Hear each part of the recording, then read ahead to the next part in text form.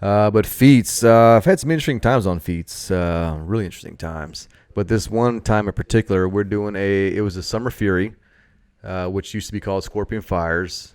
So we're there, hot and shit. I'm the OIC of the range, right? So I'm the OIC of this whole thing, and have different little RSOs out there. And I send a captain. He's a WTI. I send him up to the top of the mountain.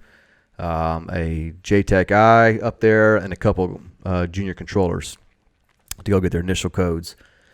And so now I'm in the bivouac site. So if you got feats, you look off to the west, you have all the impact area, and then behind feats is the bivouac site where we always park the cars, and bivouac out and sleep. Yeah. I think Jerry was there too, actually. Jerry was there that day too. So so somebody's got a radio on. Somebody has a radio on down the bivouac site. I can kind of hear it. I'm sitting behind the vehicle, and I'm just wearing flip-flops and silkies because it's pretty late at night, but it is still like 1,000,000 degrees, right? Hot. Yeah. For the people that don't know, that's in the desert between California and Arizona, right? Or Nevada? It's right on the Arizona border, yeah. So I can kind of hear the control on the radio because I'm thinking I'm doing the flows for the next day. I can hear the control going on. I'm like, oh man, this is not going good. But I'm having trust in the my people upstairs that are WTI and JTAC guy that are up there that have the range. Yep. And then somebody opens up one of the car doors, and the light comes on. When you open the doors, and I was like, hey, sir, turn it off, or light cast. They're like, oh yeah, you're right, Smudge. I'm like, yeah, okay, cool. So shuts the door, lights goes off. A little later on, he I guess brain farts and opens up again. So this was just the wrong time to open the door because all the events that transpired kind of happened like this. So controller's going on, not going very good. Dude's up there trying to get an IR pointer. So if y'all know what an IR pointer is if y'all listening, it's like the little lightsaber. You can only see it with your nods on. So night vision goggles. Yeah, night vision goggles. PVS-14s, horrible things.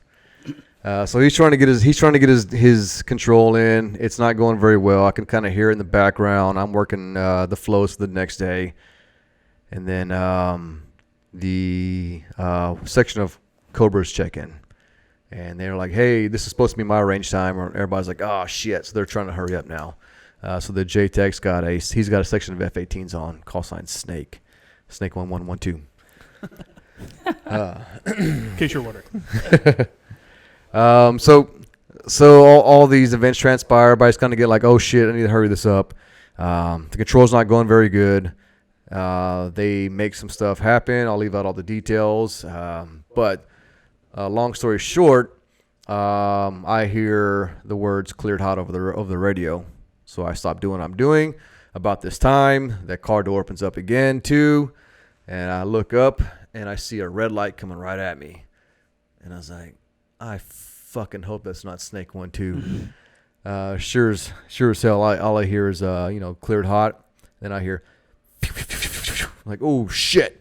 So I jump over the cot behind the tire and get down low, and just that BDU-45, which is a 500-pound concrete bomb, just slams 10 meters away. The truck was actually the target. The truck was actually the target because the light got opened up and the guy saw it on his nods. That's all he saw, and so he was aiming right for it. So he thought it was an IR pointer on it. Yep. Oh my god, he was very disoriented. Holy fuck! This is why we require visual tally call. Yeah. On an IR pointer control.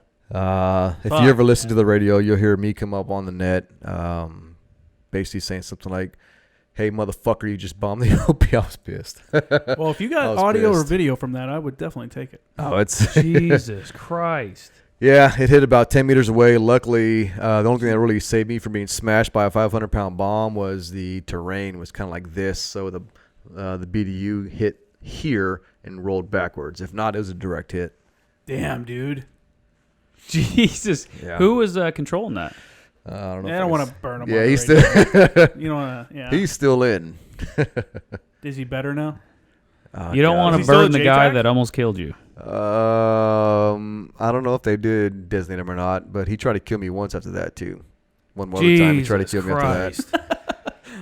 Let's go ahead and say maybe he shouldn't be controlling. God cats. damn. Who was God, dude. I've had some close calls, but never with air. That's one thing I've never. I'll tell you off So the air. it passed I'll everybody, tell you though? I'll tell you That's off the air who the instructor was. Y'all know him. He's a good friend of y'all's. Oh, it yeah. passed everybody. Everybody was like, okay, yeah, that makes sense. So that means they weren't Check on paying. the map. Yep. Oh, that's definitely not us. That's pretty fucked up. Yeah, he just got disoriented. So he went 11 miles out, 12,000 feet up, put the nods on, turned around. All he saw was the truck light come on. That's all he saw, and just got like a moth to the flame. Not really the pilot's fault so much. It was both. There was procedural calls that weren't correctly done on his end, as well as the This is why you don't ground fucking end. speed up the process, man. And this is what I tell everybody, because we talk about this all the time. I was like, there is a JCAS pub written for a reason, because shit like this has happened in the past, which made people write this stuff into the pub. Yeah. For you to follow the exact rules. That's what I always said, man. These rules are written in blood. There's a reason for that visual tally call. And I said that they're written in blood. I actually say that. That's when I teach the classes. Like, these are written in blood. Yeah. I got into it with a major. I think it was from Third Angle. It was like one of the reserve guys came down, and we were doing rotary wing casts out on San Clemente Island, and I had I think it was 2 Hueys. Either way, they came in lead shot, and I was doing a IR pointer lead shot. I got the visual tally. He shot, hit the target. 2 comes in, doesn't give visual tally. And for those that don't know what I'm saying visual meaning he calls out that he sees the friendly position. He knows where the friendlies are. And tally meaning he also sees where the target is. Because at night when you're using an IR pointer, it's one big laser beam. So you gotta make sure everyone understands which end of the laser beam you're distinguishing is the target. So they give that visual tally call. -2 did not give the visual tally call, so I aborted him. And they ran out of gas after that. So they're like, yeah, we gotta head home. We gotta get back. Whatever, we're bingo. And the major was like, he shouldn't have left without being Winchester, and that's your fault. And I'm like, excuse me. I was like, he didn't give a visual tally call. And he's like, that's bullshit, man. He's like, that's a bullshit reason what you're saying. And I'm like, what are you talking? Like, he's arguing with me about this. And I said the same thing. I was like, these rules are written in blood, dude. Like, he didn't fucking do what he was supposed to. This isn't my fault. You should be mad at him for not doing the correct thing. Like, this isn't that he's going home with ammo. That's his fault for not fucking doing it right. And that's just one of those things. You have to be a hard ass about that shit. Especially in training. Things get a little bit more flexible overseas because, situation dictates. But in training, it's got to be locked on because if you don't know the basics, if you're not good at that, like... Then you get hit with a 500-pound concrete bomb. Then you might get fucking...